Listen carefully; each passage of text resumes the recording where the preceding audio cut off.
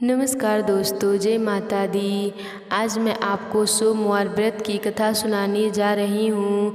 तो प्रेम से बोलिए महादेव जी की जय, माता पार्वती की जय। एक दिन ब्रह्मा जी ने देवताओं की एक सभा बैठाई। देवताओं ने प्रश्न किया कि प्रेम क्या है। ब्रह्मा जी ने कहा, प्रेम सृष्टि की सबसे अनमोल वस्तु है। प्रेम के बिना तो सृष्टि की कल्पना भी नहीं किया जा सकता। तभी कुछ देवताओं ने प्रश्न किया कि सबसे ज़्यादा प्रेम किस में है। वहीं पास में नारद जी बैठे थे।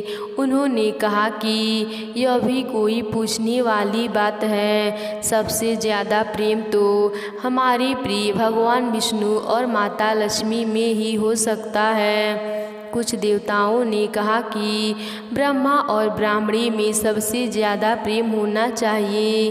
कुछ ने कहा कि ब्रह्मा जी तो सृष्टि के रचयिता हैं, उन्हें तो उन्हीं की सृष्टि रचने से कभी फुर्सत ही नहीं मिलती होगी, तो उनके पास ब्राह्मणी के लिए कहाँ समय होगा। और अब बात आई भगवान विष्णु की, तो उन्हें तो उनके भक्त दिन के 24 घंटे जब भी प्रेम से बुलाते हैं, तो वह उसी समय माता लक्ष्मी को छोड़कर अपने भक्तों के पास दौड़े चले जाते हैं। सबसे ज़्यादा प्रेम तो भोलेनाथ और माता पार्वती में ही है, क्योंकि वह तो दिन रात माता पार्वती के साथ कैलाश पर्वत पर ही निवास करते हैं। बहुत कम समय के लिए ही वह कैलाश से कभी जाते होंगे और उनका आपस में कभी झगड़ा भी नहीं होता। इतना सुनते ही नारद जी बोल पड़े, तो मैं अभी कैलाश पर्वत पर जाकर आपको दिखाता हूँ कि उनकी लड़ाई कैसे नहीं होती। तभी नारद जी कैलाश पहुँचकर माता जी से पूछते हैं कि माता, भोले बाबा कहाँ हैं, मुझे उनसे कुछ ज़रूरी बात पूछनी थी। तो माता कहने लगी, स्वामी तो अभी कुछ ही समय पहले कहीं बाहर गए हैं। आप मुझे बता दीजिए कि आपको क्या काम है, उनसे उनके आते ही मैं उन्हें बता दूंगी। नारद जी कहने लगे, नहीं माता, यह बहुत गुप्त बात है, मैं आपको नहीं बता सकता। माता ने कहा, अरे नारद जी, हम दोनों के बीच कोई भी गुप्त बात नहीं रहती, महादेव अपनी हर बात बताते हैं। तो नारद जी कहने लगे, तो आप बताइए कि क्या आप अमर कथा के बारे में जानती हैं। माता ने कहा, अमर कथा के बारे में मैं तो नहीं जानती। तभी नारद जी ने कहा, अमर कथा भोले शंकर उसी को सुनाते हैं जिनसे वह सबसे ज़्यादा प्रेम करते हों। नारद जी चले गए। माता सोचने लगी, ऐसी कौन सी कथा है जो स्वामी ने मुझसे नहीं कहा। इसका मतलब वो मुझसे ज़्यादा प्रेम नहीं करते। माता रुष्ट होकर बैठ गईं। तभी भोलेनाथ कैलाश पधारे। उन्होंने माता का चेहरा देखकर ही भाप लिया कि आज तो देवी किसी बात से रुष्ट हो रही हैं। उन्होंने माता से पूछा, क्या बात है, आप कुछ परेशान दिख रही हैं। माता ने कहा, पहले आप बताइए कि आप मुझसे सबसे ज़्यादा प्रेम नहीं करते हैं क्या। भोले बाबा ने कहा, ये भी कोई पूछने की बात है क्या, मैं सदैव आपसे ही सबसे ज़्यादा प्रेम करता हूँ, परंतु बात क्या है, आप मुझे यह तो बताइए। माता ने कहा, आपने मुझे कभी अमर कथा के बारे में क्यों नहीं बताया। भोले बाबा ने आंख बंद करके देखा और समझ गए कि अच्छा, ये देवी को भड़काने का काम नारद जी ने किया है। माता ने कहा, मुझे आज और अभी अमर कथा सुनना है। बाबा ने कहा, ठीक है, मैं आपको आज अमर कथा सुनाऊंगा, परंतु उसके कुछ नियम का पालन आपको करना पड़ेगा। अमर कथा के दौरान आपको एक क्षण के लिए भी सोना नहीं है। इस कथा के दौरान निद्रा रानी परीक्षा लेने आती हैं और अगर आपका ध्यान थोड़ी देर के लिए भी इधर उधर भटका तो आप निद्रा की गोद में सो जाएंगी और आपको इस कथा का कोई भी लाभ नहीं मिलेगा, क्योंकि कथा के दौरान मैं भी आंख बंद करके ध्यान में रहूँगा। तो अगर आप सो गई तो मुझे पता नहीं चलेगा।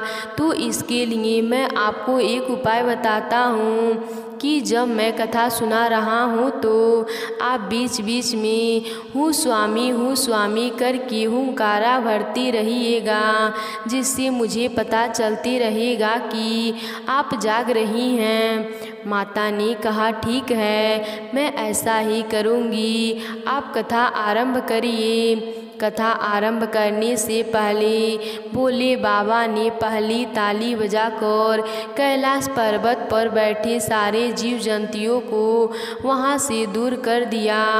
दूसरी ताली बजाकर अपने त्रिशूल को कैलाश के चारों तरफ 3 बार परिक्रमा करने को भेजकर वहां आसपास छुपे हुए जीवों को दूर कर दिया और तीसरी ताली बजाकर वहां के वातावरण को चारों तरफ से सुगंधित, शांतिपूर्ण और भक्तिमय बना दिया।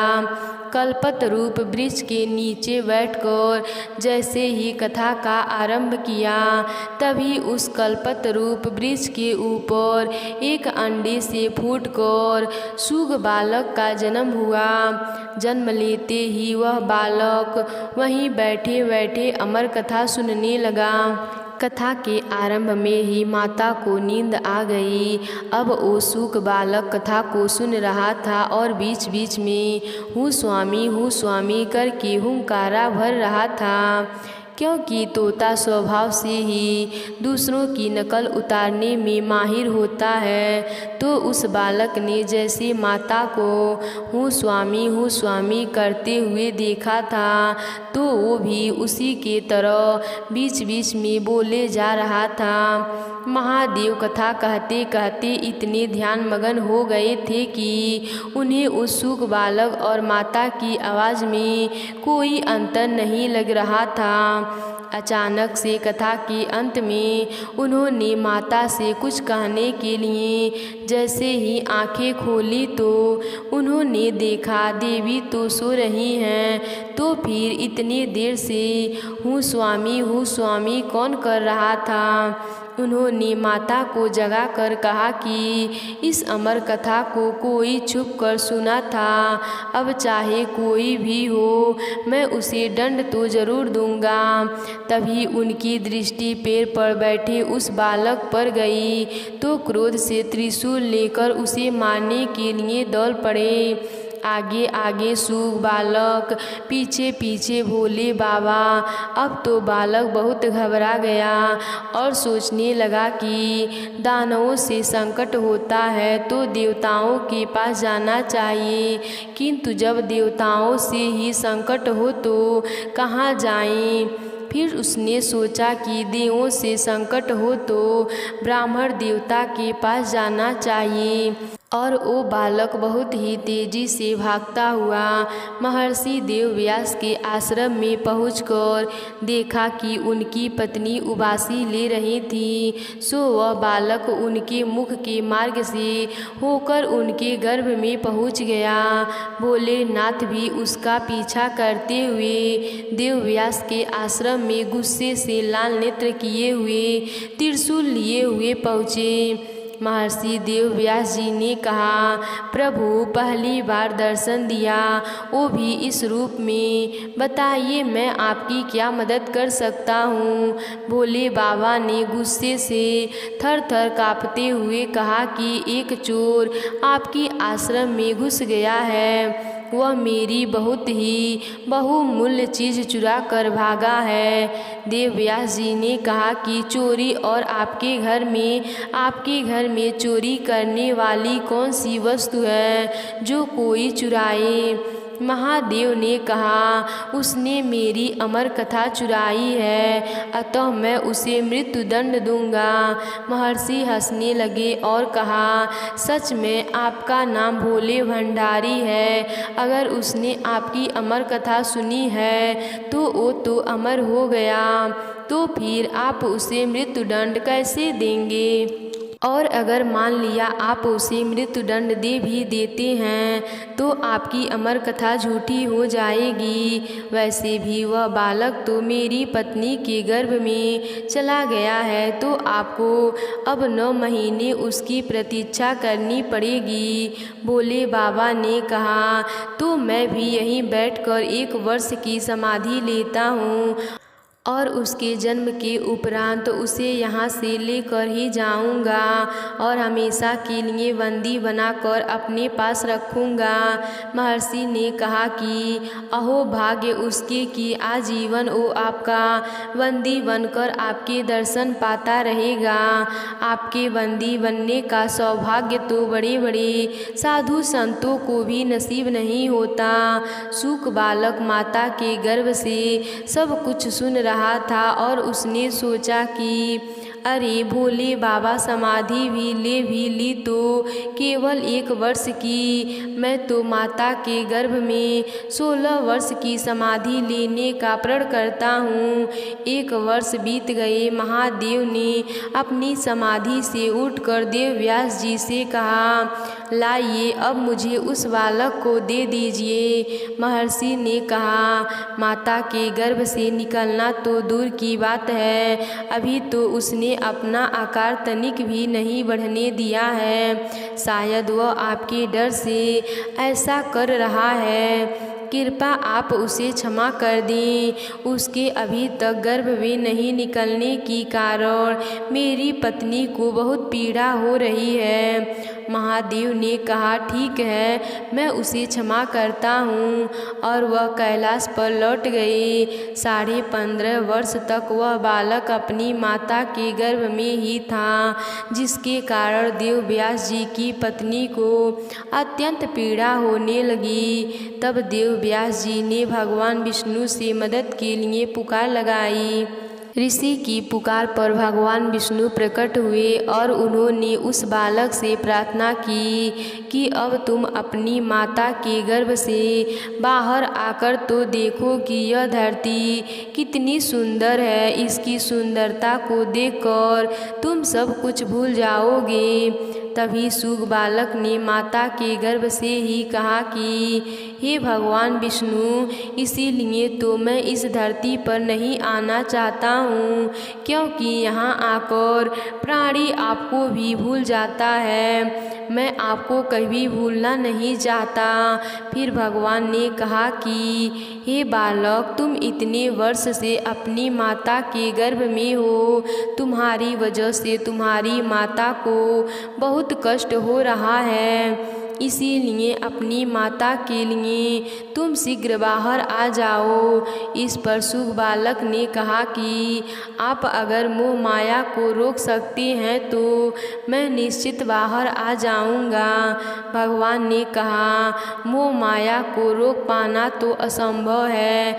हाँ, मैं 100वें हिस्से में एक क्षण को रोक सकता हूँ। और भगवान विष्णु ने जैसे ही एक क्षण के लिए मोह माया को रोका कि माता के गर्भ से निकलकर साक्षात सूगदेव जी प्रकट हो गए। तो प्रेम से बोलिए सूगदेव जी महाराज जी की जय, भोलेनाथ की जय, श्री कृष्ण भगवान जी की जय। एक समय की बात है, किसी नगर में एक साहूकार रहता था। उसके घर में धन की कोई कमी नहीं थी, लेकिन उसकी कोई संतान नहीं थी। इस कारण से वह बहुत दुखी था।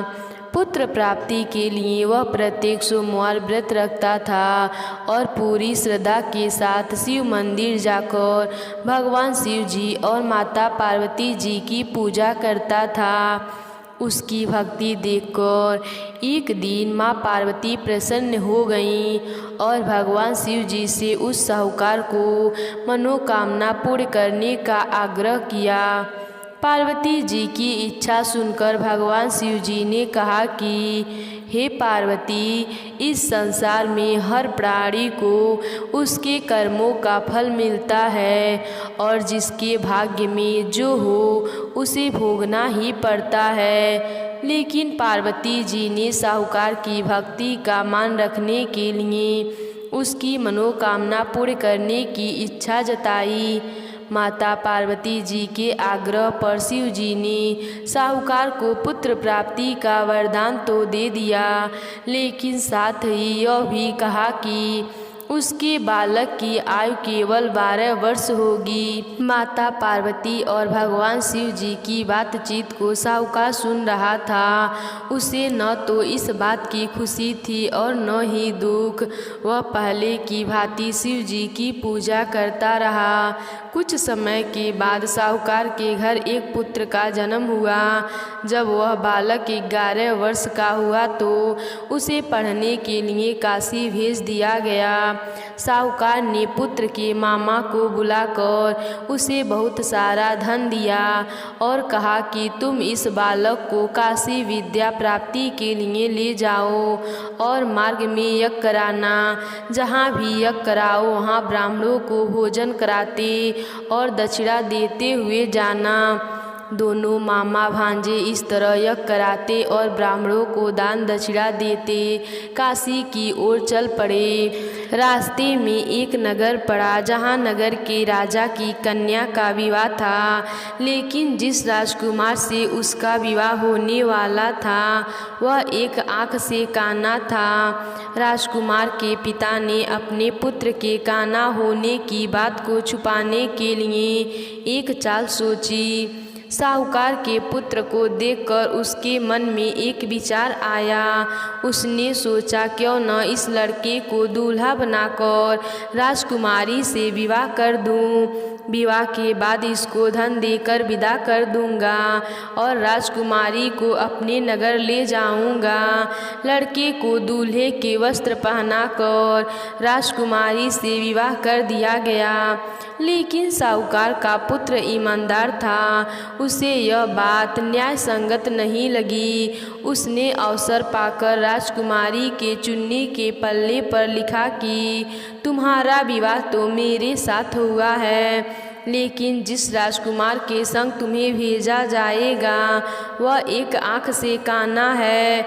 मैं तो काशी पढ़ने जा रहा हूँ। जब राजकुमारी ने चुन्नी पर लिखी बातें पढ़ी तो उसने अपने माता पिता को यह बात बताई। राजा ने अपनी पुत्री को विदा नहीं किया, जिससे बारात वापस चली गई।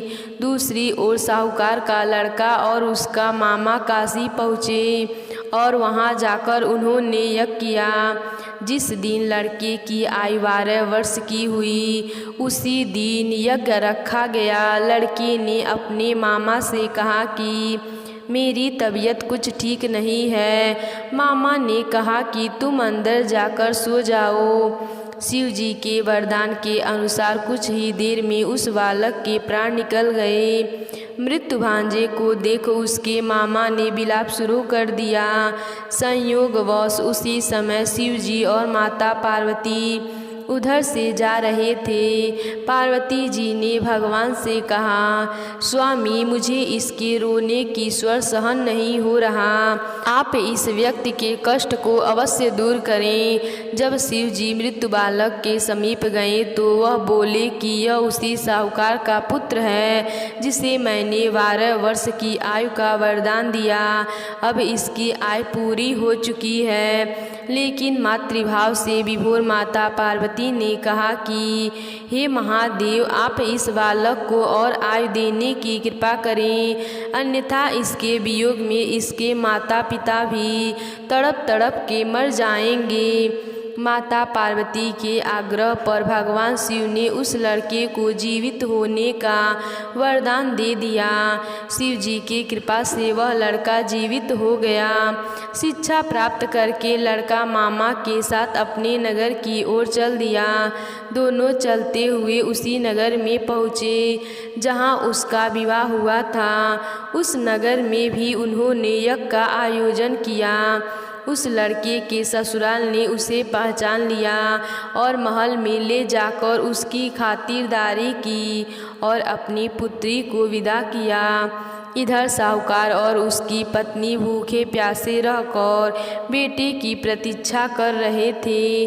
उन्होंने प्रण रखा था कि यदि उन्हें अपने बेटे की मृत्यु का समाचार मिलेगा तो वह भी अपना प्राण त्याग देंगे, परंतु अपने बेटे को जीवित होने का समाचार पाकर वह बेहद प्रसन्न हुए। उसी रात भगवान शिव जी ने व्यापारी को स्वप्न में आकर कहा, हे श्रेष्ठी, मैंने तेरे सोमवार के व्रत करने और व्रत कथा सुनने से प्रसन्न होकर तेरे पुत्र को लंबी आयु प्रदान की है। इस प्रकार जो कोई सोमवार व्रत करता है या कथा सुनता है और पढ़ता है उसके सभी दुख दूर हो जाते हैं और समस्त मनोकामनाएं पूर्ण होती है।